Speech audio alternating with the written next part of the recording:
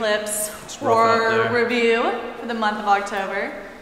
I'm Emily. And I'm Zach. And we're going to be reviewing The Ring today. Yes. 2002 film, directed by Gore Verbinski. A remake of Ringu. Yes, remake of a Japanese film. And what's great is that this film led to other Japanese films being remade in the US, other Japanese horror films, The Grudge, a lot of other ones. So, contributed to horror film society. So are you a big fan of The Ring?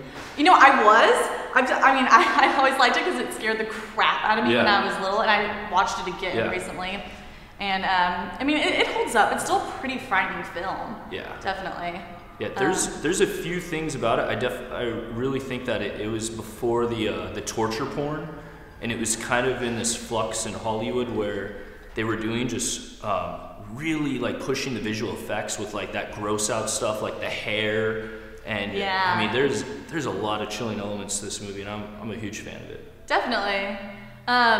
So the film is about it starts out with those two teenage girls, and they die. Well, the one girl dies, scars the other girl. Then at the funeral, it's Naomi Watts and her son, and it was her niece who died. So then she's a journalist, and she decides to investigate, and she finds the video and realizes she's going to die through a series of events, and decides to get to the bottom of it so that she doesn't ultimately die, and her son then, who has watched the video, so that he doesn't die.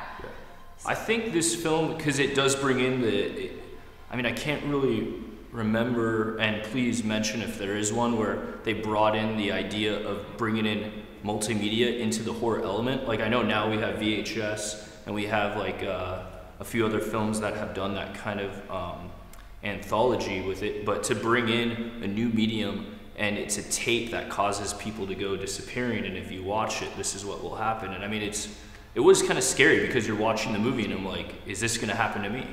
Right, definitely. It didn't, but it could have. I think what also made this movie really powerful was that there were a lot of elements of things that could actually happen to you. It wasn't really that far-fetched. It made average, everyday things scary. Yeah. The farm scene really scared the crap out of me. Yeah.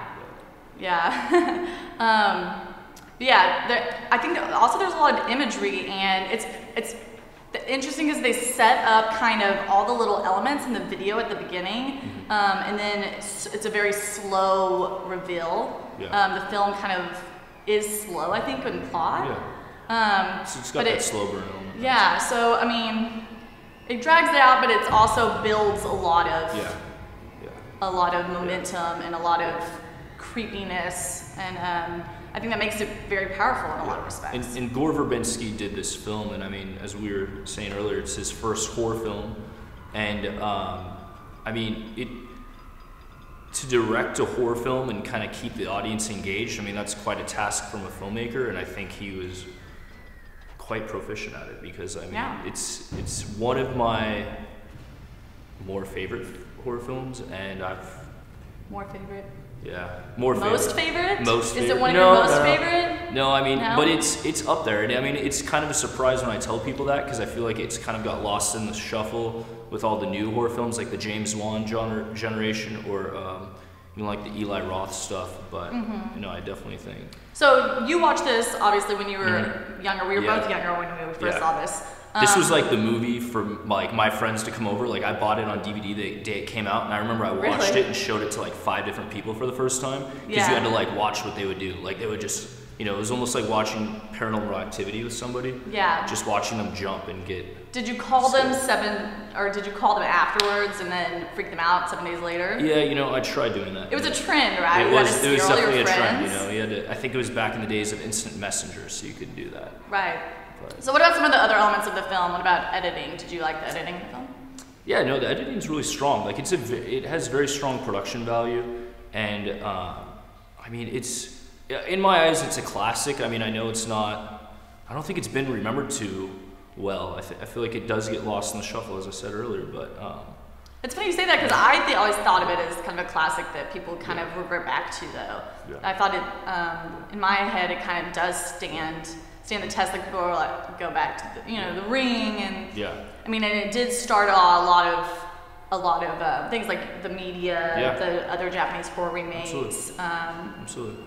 It grossed a lot of money, and then they have this sequel, and people were upset. I think that's a lot of people were upset with the ending, but it was to set it up for a sequel because the Ringu had already had sequels, so it was a story, part of a story arc. Well, I think in conclusion, I mean, it's one of my more fondly remembered horror films, to put it that way, but.